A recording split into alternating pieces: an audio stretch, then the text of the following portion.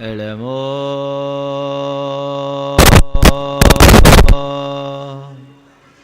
सिद्धाणम्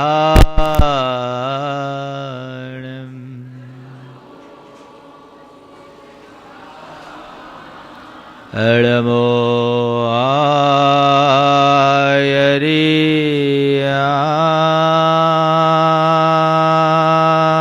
आयरियाणम्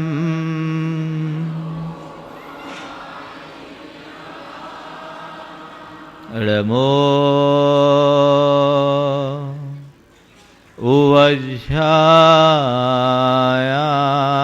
उवज्झायाणम्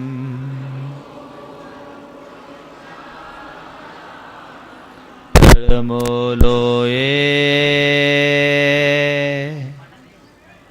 सवशाहुनम्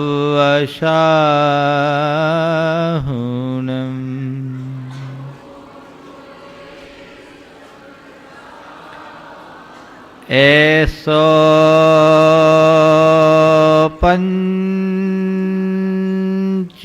पंचीणमुयारो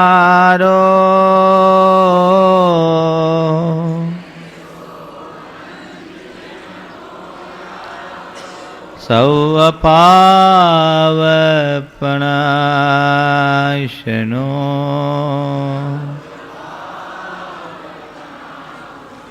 मंगलालम च सवेशिम्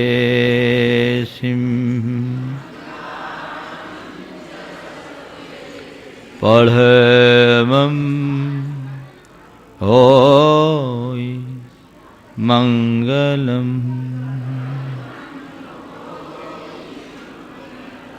जय बोलो देवादिदेव 1008 श्री भगवान महावीर स्वामी की, अहिंसा परमो धर्म की, परम पूज्य आचार्य गुरुवर श्री विद्यासागर जी महाराज की, परम पूज्य मुनि श्री 108 प्रमाण सागर जी महाराज की, परम पूज्य मुनि श्री 108 विराट सागर जी महाराज की। मेरी बाईं ओर थोड़ा शांति बनाए, उधर शांति। ओम शांति। आर का 105 कुशलमती माता जी की, आर का 105 प्रसन्नमती माता जी की, समस्त मुनि संघ की। देखिए उधर, बोलिए, शांति रखे वो लोग, आपस में बात नहीं करें। हेलो, शांति बनाए रखें। प्रवचन प्रारंभ हो गया है। एक राजा का बेटा बीमार था। काफी दिनों से तरह तरह से चिकित्सा कराई जा रही थी, पर उसे कोई खास आराम नहीं मिल पा रहा था। राजा ने पूरे राज्य और आसपास के राज्यों तक खबर फैलवाई और कहा, जो भी सबसे योग्य चिकित्सक होगा मैं उसे पुरस्कृत करूंगा। राजा के पास 3 वैद्य आए। पहले वैद्य ने कहा कि राजन, मैंने एक ऐसा योग तैयार किया है जो हर बीमारी पे कारगर होता है, लेकिन इसका एक साइड इफेक्ट है कि बीमारी हो तो उसका इलाज कर देता, और यदि उसे कोई बीमारी न हो और ले तो सामने वाले का पूरा ही इलाज हो जाता है, मामला गड़बड़ा जाता है। राजा को संतोष नहीं हुआ। दूसरे वैद्य ने कहा कि महाराज, मैंने एक अद्भुत रसायन तैयार किया है और ये रसायन बड़ा चमत्कारिक है। ये इसका ऐसा प्रभाव है कि कोई भी बीमारी हो पल में ठीक हो जाती और दूसरी बीमारी उससे नहीं होती, कोई साइड इफेक्ट नहीं है। तीसरे वैद्य ने कहा कि महाराज मेरे पास एक विचित्र नुस्खा है, ये अपना बड़ा चमत्कारिक प्रभाव दिखाता है। किसी भी बीमारी पर अगर इसकी एक खुराक दी जाए तो न केवल उसकी बीमारी मिटती है अपितु भविष्य में भी उसे कोई रोग नहीं होता, हमेशा हमेशा के लिए रोगों से उसकी मुक्ति हो जाती। राजा को बहुत पसंद आया और राजा ने कहा तब तो मैं अपने बेटे की चिकित्सा तुमसे ही कराऊंगा, क्योंकि एक तुम ही ऐसे मिले जो ये कहते हो कि मेरी चिकित्सा कराने के बाद फिर बीमारी हमेशा हमेशा को मुक्त हो जाएगी, बीमारी से हमेशा हमेशा को मुक्ति मिल जाएगी। बंधुओं, मुझे पता नहीं दुनिया में ऐसी कौन सी औषधि है जो मनुष्य को सब बीमारी से सदा के लिए मुक्ति दिलाती हो, पर मुझे इतना पता है कि धर्म ही वह रसायन है जिसका एक बार अनुपान कर लो तो जन्म जन्मांतरों की बीमारी और बाधा से मुक्ति मिल जाती है। धर्म रसायन जीवन का सर्वश्रेष्ठ रसायन है, उसका अनुपान करो। जो धर्म का अनुपान करते हैं, धर्म रूपी औषधि का सेवन करते हैं, उनका उनके जीवन में चमत्कारिक असर देखने को मिलता है। कई बार ऐसी बात आती है कि हम लोग धर्म की बात करते हैं, धर्म की महिमा गाते हैं, और हमारी महिमा सुनकर कई बार युवा ये प्रश्न करते हैं कि महाराज जी आप लोग धर्म की इतनी दुहाई देते हो, लेकिन देखने में तो ऐसा नहीं आता कि धर्म का हमारे जीवन में कोई सीधा लाभ भी है। एक दिन एक युवक ने मुझसे ऐसा ही प्रश्न किया कि महाराज जी आज हर चीज की उपयोगिता समझ में आती है पर धर्म की उपयोगिता समझ में नहीं आती, ऐसा कुछ दिखता नहीं कि धर्म का जीवन में सीधा कोई लाभ हो सकता है इस सभा में बैठे हुए भी किसी व्यक्ति के मन में ऐसा प्रश्न होगा कि कोई चीज का सीधा लाभ हो। मैंने उसे समझाया कि भैया धर्म का जितना सीधा लाभ होता है उतना सीधा लाभ किसी का नहीं होता। मतलब भोजन करने के बाद पेट भरता है और शरीर को पुष्टि मिलती है, लेकिन पेट भरने और पुष्टि मिलने में कुछ काल लगता है। लेकिन धर्म करते ही पल में उसका प्रभाव देखने को मिलता है, और वह प्रभाव क्या है? भोजन करने से पुष्टि मिलती है और धर्म करने से संतुष्टि मिलती है। वो संतुष्टि और धर्माचरण में कोई समय का भेद नहीं, तुरंत संतुष्टि। मैं आपसे एक सवाल पूछता हूं, आप कोई अच्छा कार्य करते हो, उस अच्छा कार्य को करने के बाद आपको क्या महसूस होता है? क्या महसूस होता है? प्रसन्नता, संतुष्टि। कितनी देर बाद? तुरंत। फिर ये क्यों कहते हैं कि धर्म करने का सीधा फल नहीं मिलता? बोलो, मिलता है। आप किसी व्यक्ति के लिए कोई गलत व्यवहार करते हो, किसी व्यक्ति के प्रति कोई गलत काम करते हो, कोई बुरा कर्म करते हो, तो बुरा कर्म करने के बाद आपके मन में क्या फील होता है? हाँ, बुरा लगता है। किसी के प्रति किसी को गाली दो, किसी पे गुस्सा करो, किसी का पैसा चुराओ, तो आपको उसके बाद क्या फील होता है? बुरा करने के बाद बुरा फील होता है। कितनी देर बाद? हाँ, तुरंत। तो क्या हो गया? ग्लानि और भय तुरंत होता है ना। समझ में आ गया? अब और प्रवचन को बढ़ाऊं? बात आपको समझ में आ गई कि अच्छे का परिणाम अच्छा और बुरे का परिणाम बुरा होता है। अच्छे का परिणाम अच्छा करते ही मिलता है, अनुभव में आता है, और बुरे का परिणाम बुरा भी करते ही आता है, अनुभव में आता है। इसमें कोई अंतर नहीं। तो जीवन में संतुष्टि यदि मिलती है तो अच्छे कार्यों से मिलती है या बुरे कार्यों से? हाँ, अच्छे कार्यों से मिलती है, बुरे कार्यों से नहीं मिलती। ऐसा कहा जाता है कि हमारे शरीर में कई प्रकार के रसायन होते हैं, और ये रसायन हमारी मानसिक संवेदनाओं के साथ भी सक्रिय होते हैं। हमारे अंदर के हार्मोन्स वैसे सक्रिय होते हैं। दो प्रकार के हार्मोन्स के बारे में मुझे एक व्यक्ति ने बताया। एक हार्मोन है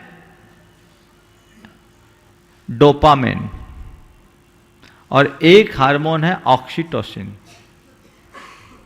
उन्होंने बताया कि डोपामिन हार्मोन जब हमारे अंदर सक्रिय होता है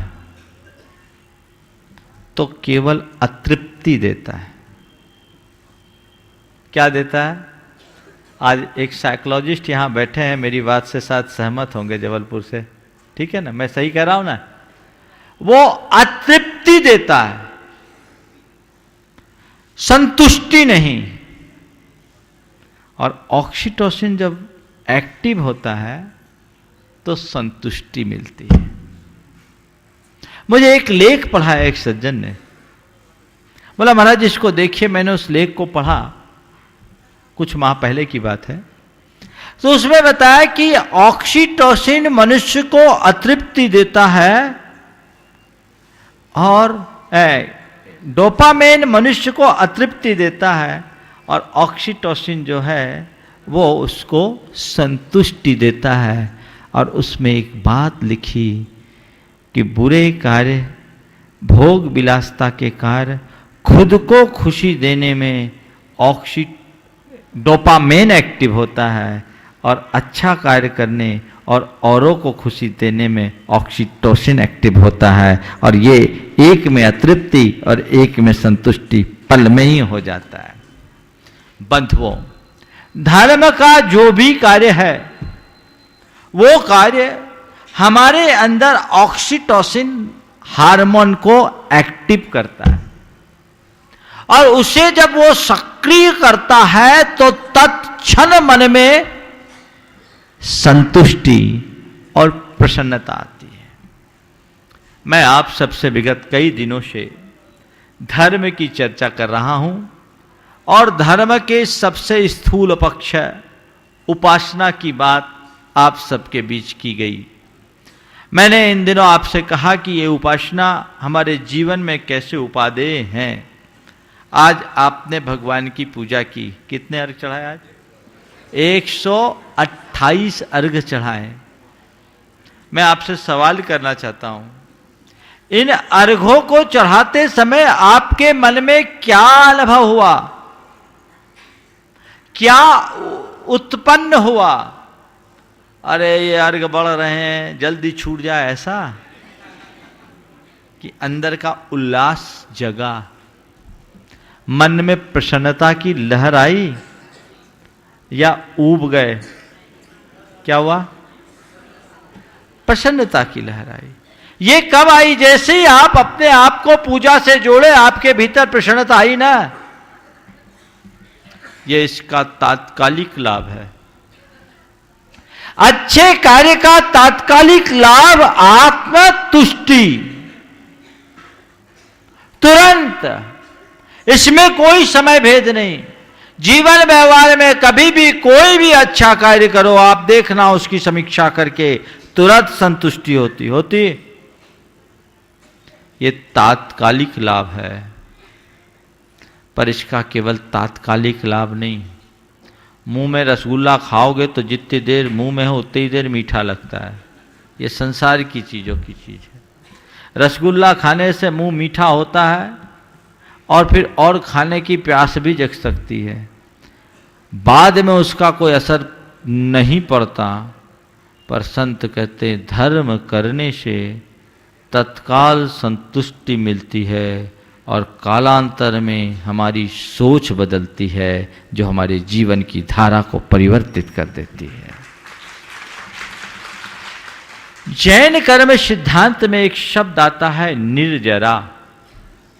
निर्जरा आप लोगों ने सुना होगा, जाना होगा किसी से जो थोड़ा भी जैन धर्म की बातों को जानते हैं, उनके लिए निर्जरा शब्द अनजाना नहीं होगा। निर्जरा मतलब कर्मों का झड़ना। हमारी आत्मा के एक एक प्रदेश में हमारे अंदर का रग रग कर्मों से बंधा हुआ है, और वो कर्म हमारे आत्मा को प्रभावित करते हैं। और कहते हैं विशेष प्रकार की धर्माराधना और साधना से कर्मों की निर्जरा होती है। हम लोग ये भी सुनते हैं कर्मों का बंध भी होता है, कर्मों की निर्जरा भी होती है, लेकिन जब हमको कर्म ही नहीं दिखते तो हम बंध और निर्जरा को आखिर कैसे जान पाएंगे? जानना मुश्किल है।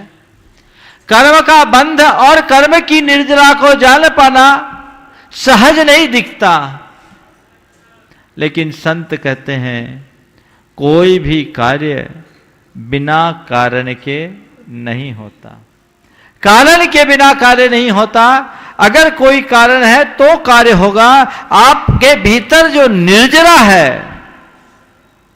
वो निर्जरा देखना चाहते हैं? देखना चाहते हैं? आगम में भाव निर्जरा और द्रव्य निर्जरा के भेद से निर्जरा के भी दो भेद किए गए। कल मैंने आपको भाव पुण्य और द्रव्य पुण्य की बात की थी। भाव निर्जरा और द्रव्य निर्जरा ये क्या है? हमारी आत्मा से जुड़े हुए कर्मों का अंशतः झड़ना, यह द्रव्य निर्जरा है। लेकिन कर्म झड़ेंगे कैसे?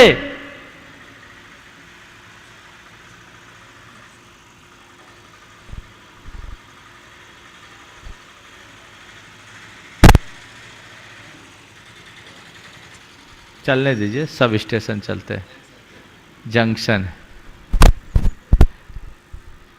मैं कह रहा था आपसे, मेरी आवाज तो आ रही है आप लोगों का, कि ये कर्मों की निर्जरा होती है। द्रव्य निर्जरा कर्मों को के झड़ने को बोलते हैं। लेकिन ये कर्म झड़ते कब है? भाव निर्जरा से। भाव निर्जरा का मतलब आत्मा में ऐसे उत्कृष्ट निर्मल भावों की अभिव्यक्ति जिनसे कर्म आत्मा से अलग होने को बाध्य हो जाए। जैसे मयूर की आवाज सुनकर चंदन से लिपटे हुए सर्पों की पकड़ ढीली हो जाती है। वो वहां से उतरकर अपने बिलों की ओर भागने लगते हैं। कैसे? मयूर की आवाज सुनकर। ऐसे ही भगवान के नाम लेने से, भगवान का नाम लेने से जो विशुद्धि अंदर से उत्पन्न होती है, उस विशुद्धि के प्रताप से आत्मा में लगे कर्म झड़ने को बाध्य हो जाते हैं। निधत्ति और निकाचित कर्म समूह भी भगवान की भक्ति से कटते हैं। कर्म काटने के दो माध्यम है, एक साधना और दूसरी आराधना। साधना निर्वृत्ति का मार्ग है। हर कोई साधना के मार्ग पर नहीं चल सकता। दृढ़ इच्छा शक्ति और उच्च मनोबल के धनी बिरले साधक ही साधना के मार्ग पर चलते हैं। वहां सारा परक संपर्क तोड़कर आत्मा के साथ केंद्रीकरण करना होता है। ये बहुत टफ है। और दूसरा है आराधना का मार्ग। ये बड़ा सरल, इसमें कुछ नहीं करना पड़ता। सिद्धों और साधकों की आराधना करना। जो उस मार्ग में चल पड़े हैं उनके पीछे लग जाना, ये आराधना है। और आराधना करते करते जो आज आराधक है कल अपनी पात्रता को इस प्रकार विकसित कर लेता कि वो साधना में समर्थ होकर सिद्धि को प्राप्त कर लेता है। पहले आराधना, उसके बाद साधना। तीर्थंकर भगवंतों की हम आराधना कर रहे हैं, वे भी एकाएक साधक नहीं बने और सिद्ध नहीं बने। वो साधना के रास्ते पे लगे, पर उससे पहले उन्हें भी आराधना करनी पड़ी।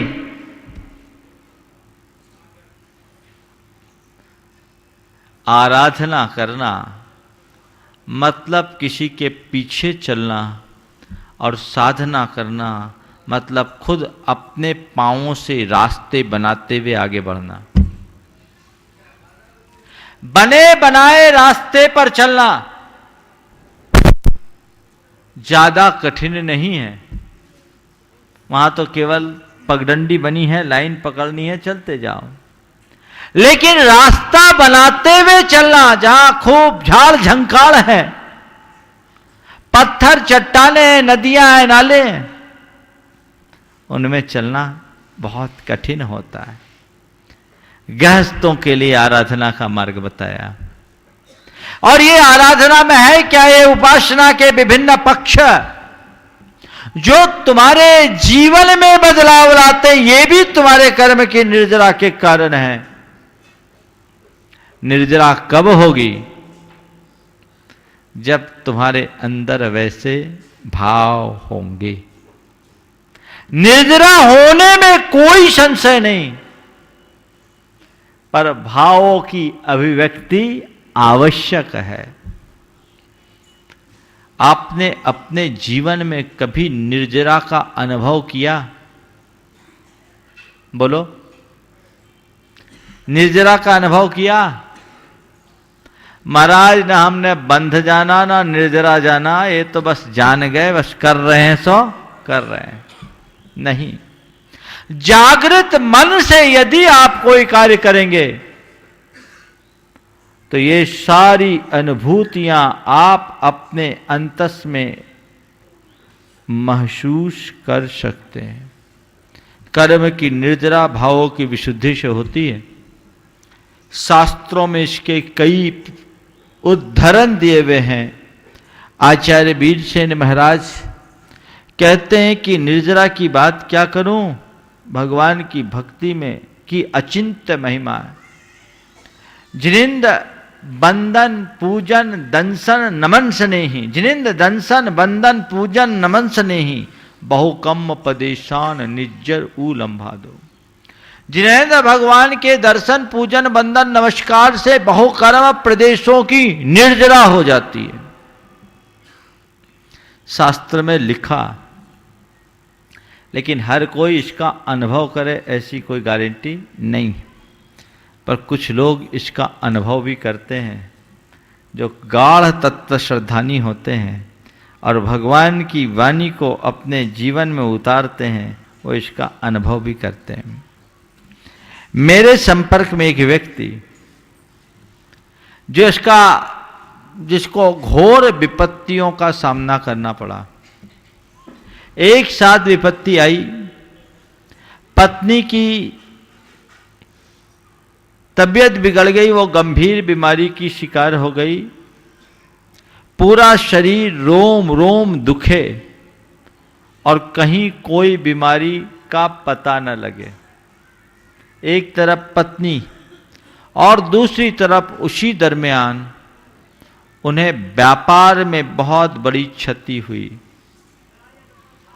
किसी भी साधारण गृहस्थ के लिए ऐसी विपत्तियां हिला डालने के लिए पर्याप्त होती है, लेकिन वो व्यक्ति पक्का श्रद्धालु था, मैं ये कहूं सच्चा धर्मी था।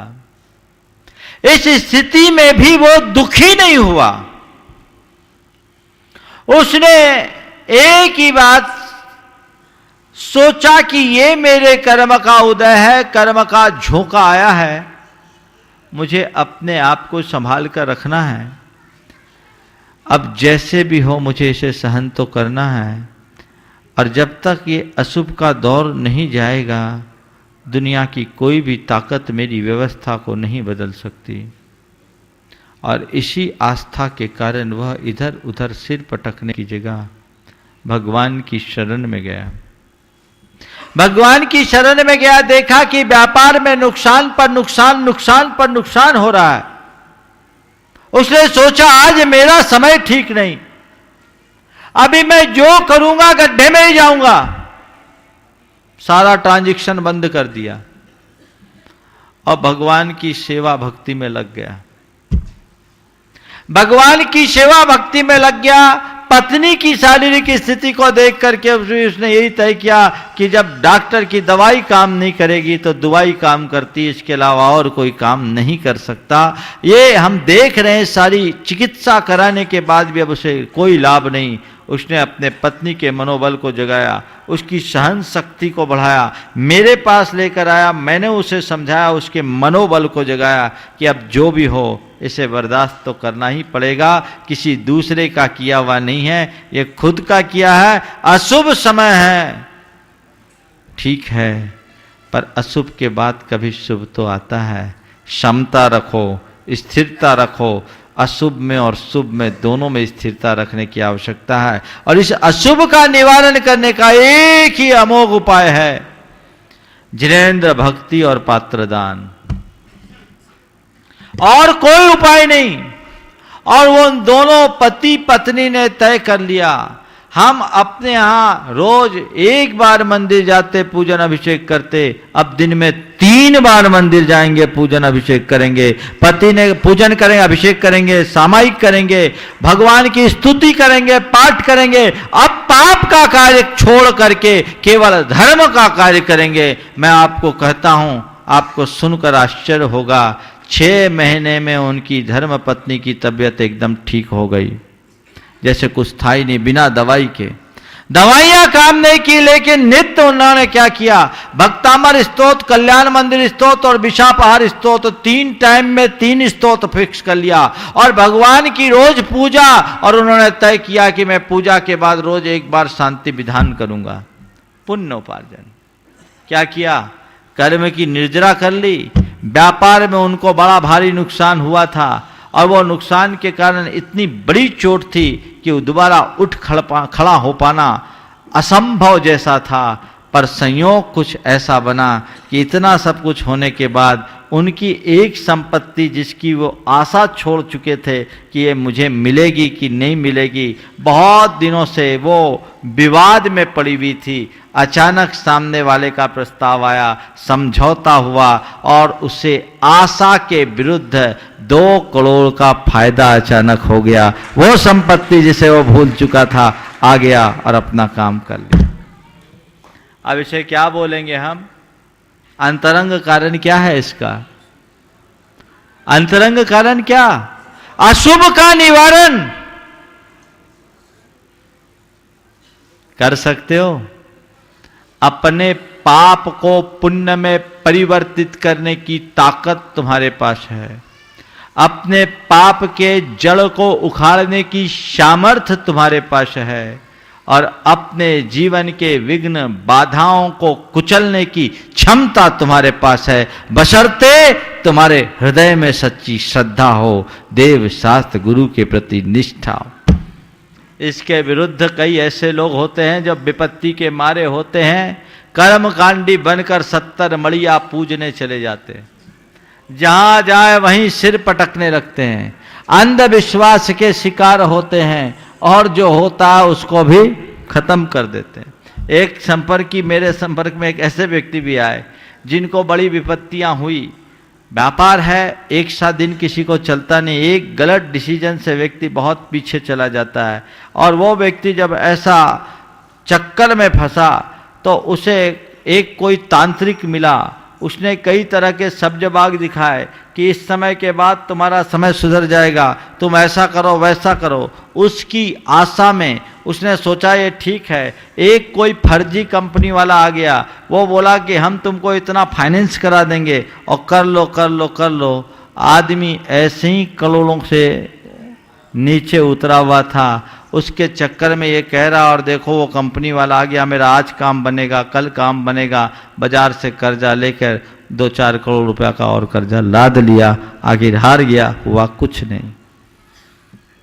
मैं आपसे एक ही कहना चाहता हूं, जब मन में उलझन बढ़े भगवान की शरण में आओ, भगवान की वाणी को स्वीकार करो। और एक बात और कहना चाहता हूं,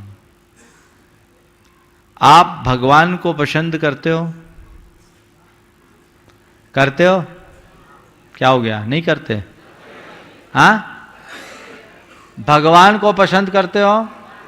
पक्के में भगवान को पसंद करते हो तो एक काम और कर दो, भगवान जिसे पसंद नहीं करते आप उसे पसंद करना छोड़ दो।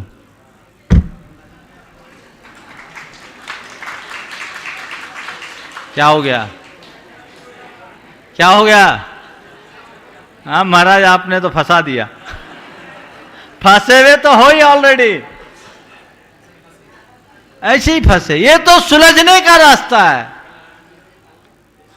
बंधुओं, भगवान के मार्ग को स्वीकार करो। भगवान के रास्ते पर जब हम सही ढंग से चलेंगे तब वो हमारे जीवन के लिए कल्याणकारी होगा और उसी के बल पर हम अपने जीवन को आगे बढ़ा पाएंगे। आचार्य वीरसेन महाराज से पूछा गया कि संसार से विच्छित्ति, संसार की विच्छित्ति का साधन क्या है? तो सठखंडागम में उन्होंने कहा, द्वादशांगावगमः तत्तीव्र भक्ति केवली समुद्घात परिणामश्चेति संसार विच्छित्ते है कारणम। द्वादशांग का ज्ञान, तीव्र भक्ति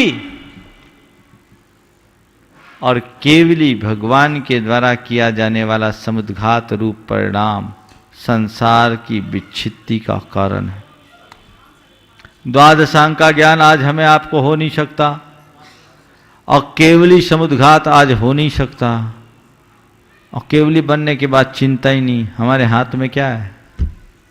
क्या है तुम्हारे पास? मास्टर की है जो संसार की हर समस्या के ताले को खोल दे। वो क्या है? भक्ति। भक्ति करो अंदर की, अंदर की भक्ति जिसमें श्रद्धा हो, वितर्क नहीं। श्रद्धा कैसी होनी चाहिए मालूम? श्रद्धा से बड़े चमत्कार होते हैं। एक बार आचार्य श्री के पास हम लोग थुबोन जी में थे, 1987 की बात है। वो थुबोन जी का चातुर्मास पूरा मलेरिया के प्रकोप से प्रभावित था। पूरा संघ मलेरिया के चपेट में, और ऐसा कोई यात्री नहीं आया जो मलेरिया का शिकार ना हुआ हो। कम से कम वहाँ नहीं हुआ तो घर जाके तो बुखार पकड़ ही लिया। आचार्य महाराज बहुत गंभीर रूप से बीमार पड़ गए थे। ये तो हम सबका पुण्य है कि आज हमें उनकी वंदना करने का सौभाग्य मिल रहा है, उनकी चरण छाया मिल रही है। वहाँ एक वनस्पति होती जिसको बोलते हैं नहा, नहा नाय दोनों बोलते हैं, घास टाइप की होती, वो बुखार में काम में आती। एक बहन को बुखार आ गया, ब्रह्मचारिणी बहन थी। उनको जब बुखार आया तो आचार्य श्री के पास खबर आई कि महाराज जी उनको बुखार आ गया है, क्या दे दें? आचार्य महाराज ने कहा उसे नहा दो। उसको नहा दो। आप सुनो आगे की बात। नहा दो यानी नहला दो। गए और नहला दिया, और जब नहला दिया तो बुखार भी उतर गया। बोला महाराज जी क्या किया? उतर गया बुखार? बोले उतर गया। बोले क्या किया? बोले जो आपने बोला था सो कर दिया। बोले क्या किया? बोले नहला दिया। आचार्य महाराज ने कहा मैंने नहलाने थोड़ी बोला था, मैंने तो नहा का पत्ता देने के लिए बोला। तो ये श्रद्धा का चमत्कार। यदि तुम्हारे अंदर श्रद्धा होगी तो सारे काम होंगे। सबसे पहली श्रद्धा तुम्हारे अंदर क्या होनी चाहिए? देखो लोगों की श्रद्धा क्या होती है? श्रद्धा ये होती है कि भगवान की भक्ति करेंगे मेरे बिगड़े काम बन जाएंगे, ये श्रद्धा। काम बनाने के लिए श्रद्धा है, भगवान मेरा ये काम बन जाए, काम बन जाए, काम बन जाए। भिखारी बन करके जाते हो भगवान के पास, पुजारी बन के जाते ही नहीं, काम कहां से बनेगा? ये श्रद्धा उथली श्रद्धा है। श्रद्धा ये होनी चाहिए कि भगवान की शरण में आ गया, अब अपने आप राह बनेगी। श्रद्धा ये होनी चाहिए। भगवान की शरण में आ गया, अब सब ठीक हो जाएगा, कुछ हो या ना हो, मैं भगवान की शरण में हूं, सब ठीक। ये श्रद्धा मन में है। लोगों की श्रद्धा कैसी होती मालूम? कभी ऊपर होती, कभी नीचे होती। काम बनता दिखता है तो ठीक हो जाती है, और काम बनता नहीं है तो अरे सब जगह यही हाल है। श्रद्धा पक्की होनी चाहिए। एक जगह बारिश नहीं हुई, लोग बारिश के अभाव में परेशान थे। सारे किसानों ने तय किया कि पहाड़ी के मंदिर पर चलकर सब लोग पूजा आराधना करें, कीर्तन करें, बारिश निश्चित होगी। गांव भर के लोग पहाड़ी के मंदिर में गए। पुजारी ने कह रखा था आप मंदिर में अगर कीर्तन करोगे तो पानी गिरेगा। गांव भर के लोग आए, सारा हजूम आया देख। वहाँ के पुजारी ने कहा आप लोग वापस जाइए। अरे क्यों? बोले कीर्तन करने से कोई फायदा नहीं होगा। आप लोग वापस जाइए, कीर्तन करने से कोई फायदा नहीं। बोला क्यों? बोले पानी नहीं गिरेगा। सब लोग आश्चर्यचकित, ये मजाक करने की क्या जरूरत थी? जब पानी आनी नहीं गिरना था तो आपने बुलाया क्यों? हम लोग 10 माइल चल करके आए इस आशा से कि यहां कीर्तन करेंगे पानी गिरेगा। अब आप यहां आने के बाद बोलते हो कि पानी नहीं गिरेगा, आप लोग लौट जाइए। आखिर आपने ऐसा मजाक क्यों किया? क्यों नहीं गिरेगा पानी? बोले भैया पानी गिर ही नहीं सकता। ये बताओ तुम में से कितने लोग छत्ता लेकर के आए, रेनकोट लेकर के आए? एक भी छाता लेकर के नहीं आए, एक भी रेनकोट लेकर नहीं आए। तुम्हारे अंदर श्रद्धा ही नहीं तो तुम्हारी प्रार्थना का प्रभाव क्या होगा? तुम्हारे अंदर श्रद्धा होती कि प्रार्थना करने से पानी गिरेगा तो घर से छत्ता लेकर ले आते कि लौटने में बरसात होगी तो फिर क्या करेंगे? भीग जाएंगे। है श्रद्धा? नहीं। उस श्रद्धा को जगाना। देखो भक्ति की क्या विशेषता है। जिनेंद्र भगवान की भक्ति श्रद्धालु करता है, और जिन भक्ति से श्रद्धा और प्रगाढ़ होती है। श्रद्धालु जिनेंद्र भगवान की भक्ति करता है, और जिन भक्ति से श्रद्धा और प्रगाढ़ होती। मतलब बिना श्रद्धा के तो भक्ति होती नहीं। पर आचार्यों ने जिनेंद्र भक्ति को सम्यक्त वर्धनी क्रिया कहा, जो हमारे अंदर के श्रद्धान को और मजबूत बनाए। वो श्रद्धा को उत्पन्न करने वाली क्या है? भक्ति। जीवन में कई प्रकार की समस्याएं आती है। एक साधारण आदमी समस्याओं के आगे टूट जाता है, और एक सच्चा श्रद्धालु जो भगवान का भक्त है उस समस्याओं में और मजबूत होता है। टूटता नहीं, मजबूत होकर उन समस्याओं को पार करने की शक्ति लगाता है। ये तुम्हारा आंतरिक श्रद्धांत तुम्हें मजबूत करेगा। भगवान की भक्ति को अंतर्मन से करो, अच्छे ढंग से करो। जीवन में सारी बातें सहज रूप से घटित हो सकती है, और जीवन का कल्याण हो सकता है।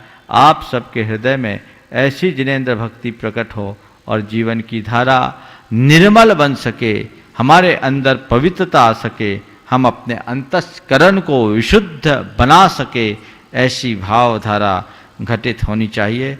जब तक श्रद्धा नहीं तब तक बेड़ा पार नहीं। एक बार ऐसा हुआ, एक जगह एक पंडित जी कथा बाँचते थे और कथा बाँचने से पहले रोज दूध पीते थे। गांव से एक ग्वालिन बिटिया उन्हें दूध लाकर दिया करती थी। बारिश का दिन था, कभी कभी उसको आने में विलंब हो जाता। विलंब हो जाए तो इधर पंडित जी का टाइम हो और बिना दूध पिए प्रवचन देने में बड़ी बाधा हो, मूड खराब हो जाता था। वो बिटिया बहुत सरल थी, दूध लाती देती, पंडित जी उसे भला बुरा कहते चुपचाप सुन लिया करती थी। एक रोज वो कुछ विलंब से आई और जब विलंब से आई तो प्रवचन, पंडित जी के प्रवचन, कथा प्रवचन में एक किनारे दुबक के बैठ गई। जब बैठ गई तो उस दिन पंडित जी भगवान की भक्ति की महिमा बता रहे थे और बताते बताते वे बोल पड़े कि भगवान की भक्ति करने से वाले को भगवान भव सागर पार लगा देता है। भगवान का नाम लेने वाला भव सागर से पार उतर जाता है।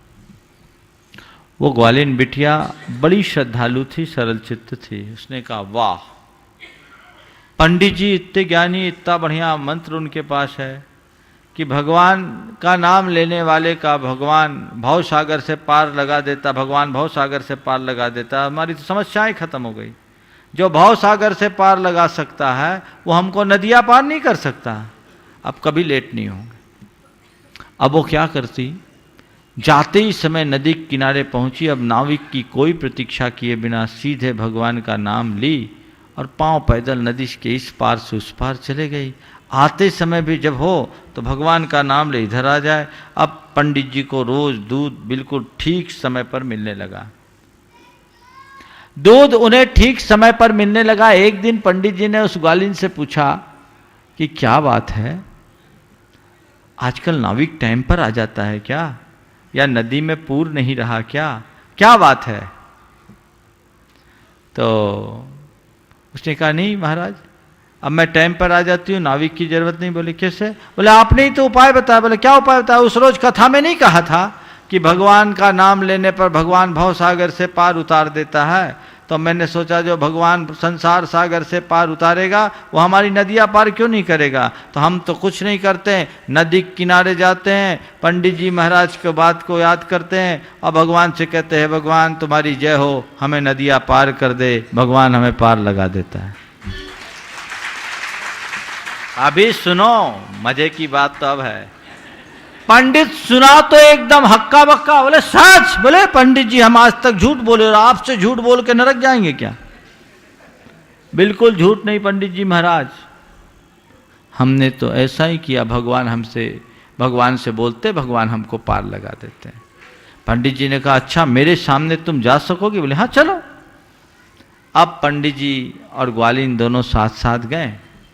नदी के किनारे पर पहुंचते ही ग्वालिन तो बेखटक नदी में पांव रखकर आगे बढ़ना शुरू कर दिया भगवान का नाम लेकर। अब पंडित जी बिल्कुल ऊहापोह में, क्या करूं क्या नहीं करूं। आओ पंडित जी महाराज, जब भगवान हमको पार लगाता है तो आपको पार तो लगाएगा। आओ पंडित जी। अब पंडित जी पसो पेश में, क्या करें क्या ना करें, उनको कुछ समझ में नहीं आया। अब जब ग्वालिन ने बार बार कहा, पंडित जी महाराज आओ, पंडित जी महाराज आओ, और अपना हाथ बढ़ाया पंडित जी के लिए, तो पंडित जी ने सकुचाते हुए अपनी धोती ऊपर करके पानी में पांव रखा और धम्म से गिर गए। तब पंडित जी बाहर निकाल कर ग्वालिन के पैर छुए और कहा, बिटिया सच में तू सच्ची श्रद्धालु हो, तुम सच्ची श्रद्धालु हो।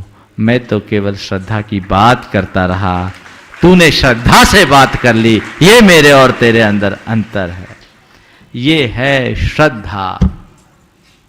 ऐसा श्रद्धान जिसके हृदय में प्रकट हो जाए वो सारे कर्मों की निर्जरा कर लेता है और उसके जीवन की धारा परिवर्तित हो जाती है। आज सिद्ध चक्र महामंडल विधान का 5वां दिन है, 3 दिन बाकी हैं। आज कल शायद कर्म दहन होगा ना, कल कर्म दहन है, कल 256 अर्घ चलेंगे। बस यही भावना भाव कि आने वाले दिनों में मेरी जो रही सही कसर है वो ख़त्म हो जाए। भगवान से और ज़्यादा कुछ मत चाहो, यही चाहो कि भगवान आज मैं सिद्धि पाने के लिए आपके चरणों में नहीं आया, शुद्धि पाने के लिए आया हूँ। इस विधान के दरमियान मेरे भीतर की भक्ति प्रगाढ़ हो, मेरे अंदर की नकारात्मकता खत्म हो जाए, मेरा मिथ्या अहंकार और मेरे मन की भ्रांति दूर हो जाए। मैं आपको ही अपना शरण मानकर अपने आप को आपके चरणों में अर्पित करूं और भवसागर से पार उतरने की सामर्थ्य पाऊं। इसी शुभ भाव के साथ आज मैं यहीं पर विराम दे रहा हूं। बोलिए परम पूज्य आचार्य गुरुवर श्री विद्यासागर जी महाराज की।